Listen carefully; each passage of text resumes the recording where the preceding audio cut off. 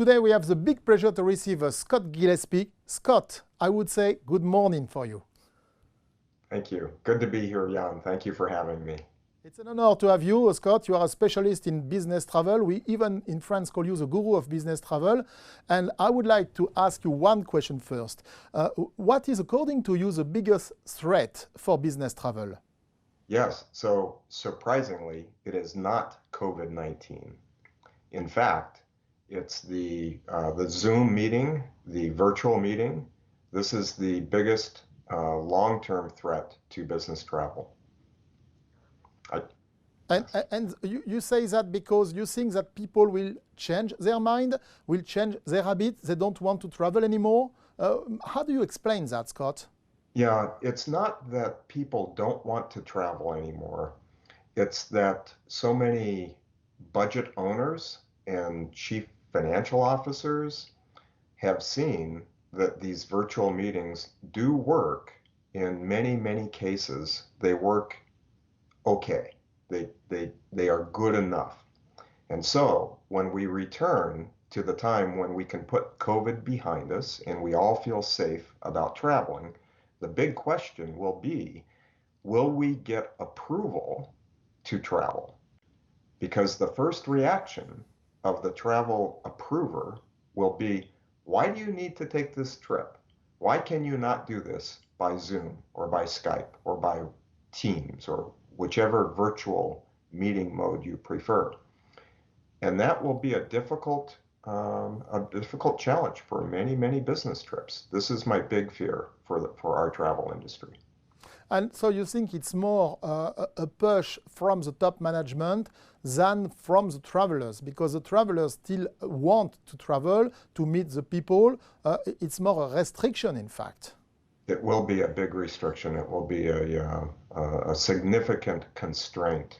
And I think further, Jan, that we should expect all those business people who take just a few trips a year, they will be most likely to be denied those opportunities to travel because those trips are probably not that important to their job.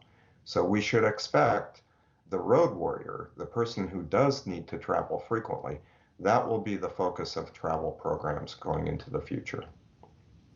You told in a recent study, Scott, that the road warriors are the most important because they are, if I remember, 16% of the travelers, but generating a very big amount of spend. But clearly, we have to let those road warriors going back in the sky and do business. But right now, it seems that there are so many restrictions.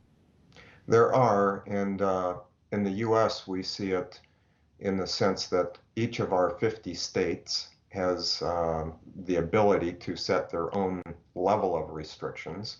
So that creates a lot of confusion.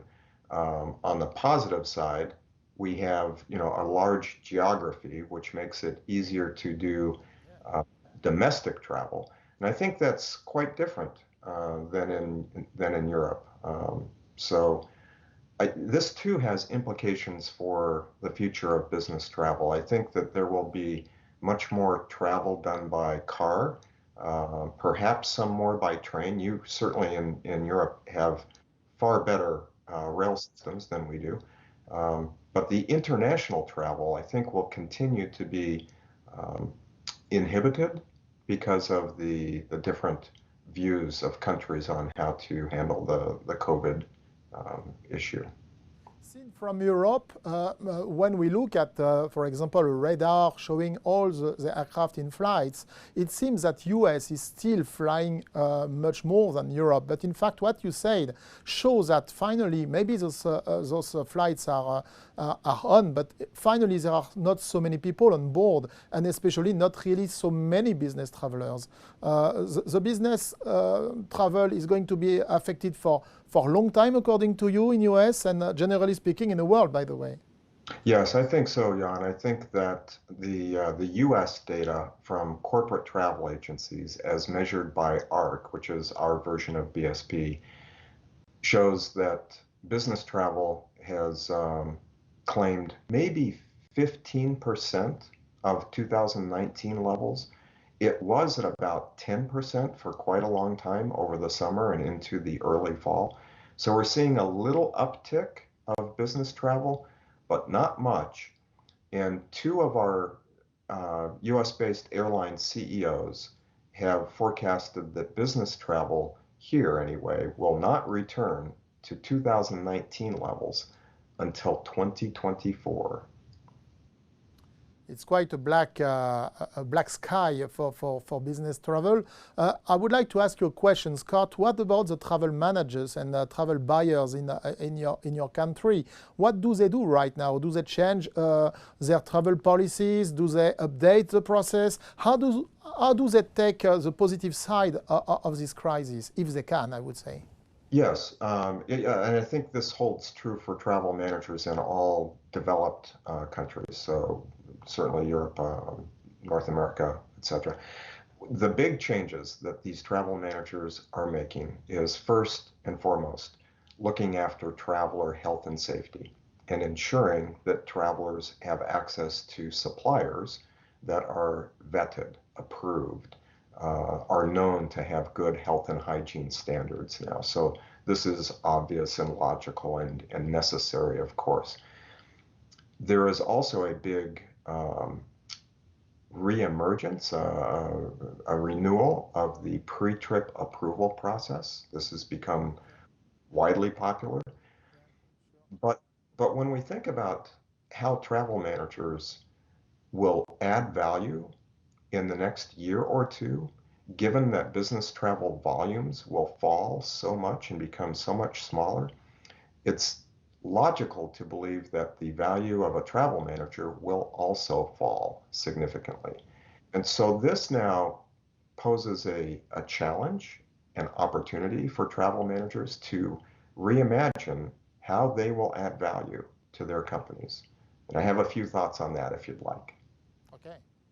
Yes? I'd like to know, yes. Okay. First, let's agree that all the value of a business trip is created in the meeting, right? In the 2 hours. So somebody flies from Paris to Vienna for a business meeting, a 2-hour meeting. They don't add value taking the flight. They don't add value staying at the hotel. They don't add value coming back from Vienna. All the value is added in the business meeting.